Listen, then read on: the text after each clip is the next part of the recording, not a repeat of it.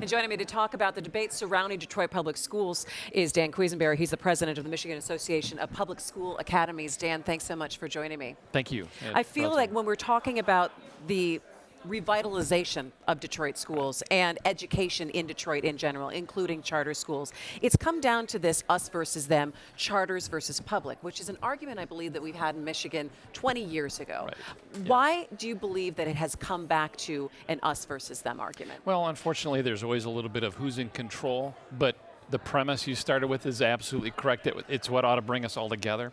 You can't have a great city without great education. So how do we improve education? Charters are a part of that. The majority of parents in the city of Detroit have already decided that.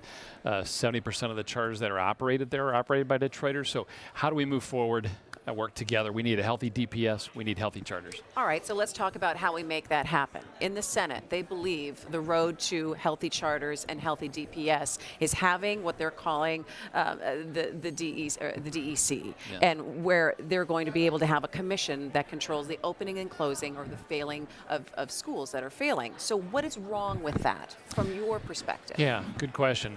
Important in education is keep two things in mind. Well, are we talking about performance of schools? Or are we talking about governance, adult issues, et cetera? That falls into the latter for us.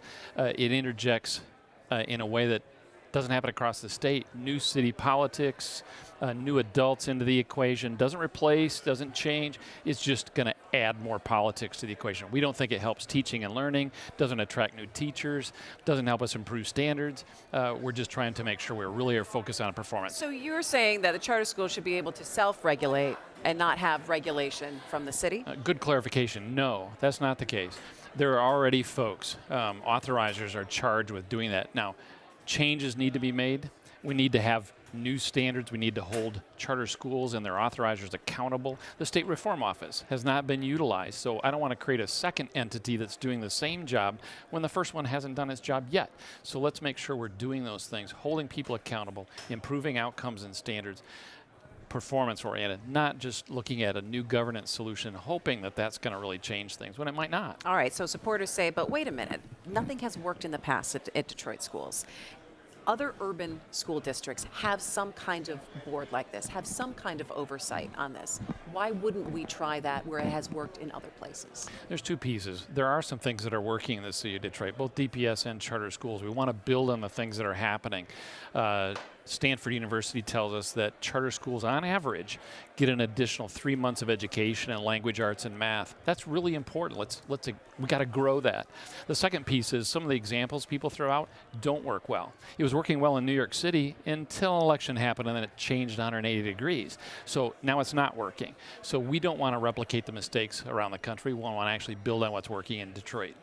I want you to answer the criticism, though, that people say in Detroit there aren't enough schools in certain areas, that there should be some kind of control or some kind of process to say where schools should be able to open up, because you might have a glut of them in one area, but then you have other neighborhoods that only maybe have one high school to service so many kids that are in one area. How do you answer that? Yeah, kudos to this mayor. For the first time in 20 years of charter schools, we have a city plan.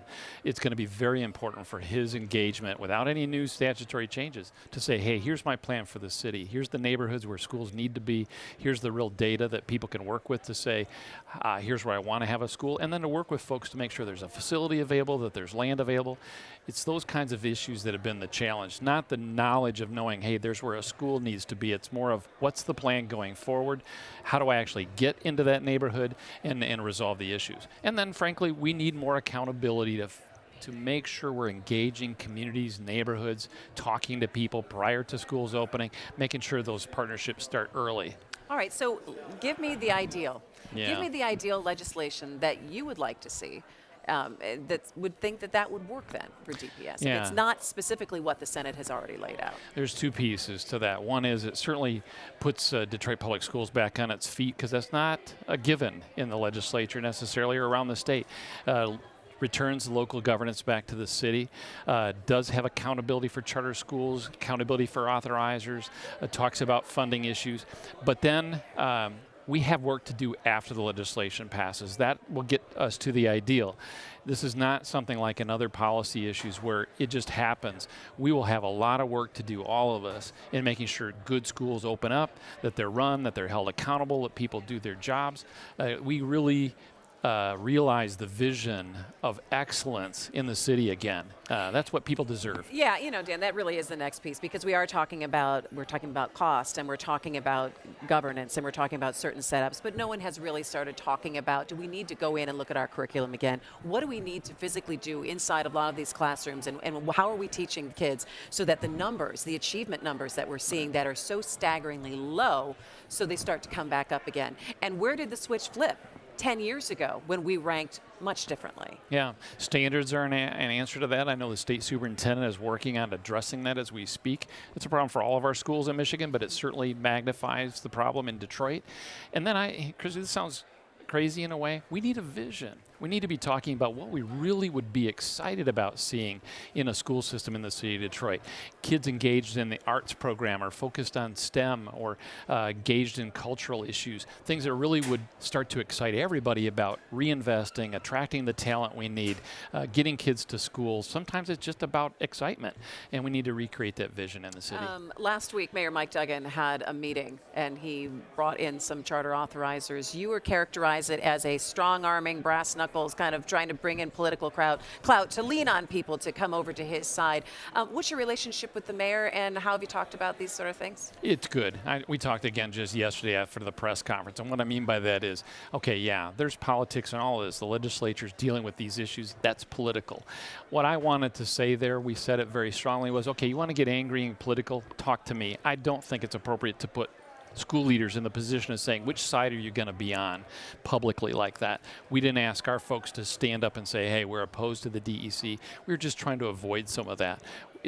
We need to focus our school folks on teaching and learning and staying low outside of some of that. I just felt like that kind of crossed that line. So I was more provocative than I would have usually been, because if somebody wants to get angry, they can get angry at me, not school leaders. All right, well, we're going to watch how this all plays out, and hopefully we'll have something, because I think the kids and the parents absolutely all over the city of Detroit are owed that they know what's going to be happening come September. They've been overpromised and underdelivered for far too long. It's time to do something. Dan Quisenberry, Michigan Association of Public School Academies, thanks so much for joining me. I appreciate it. Thank you. Okay.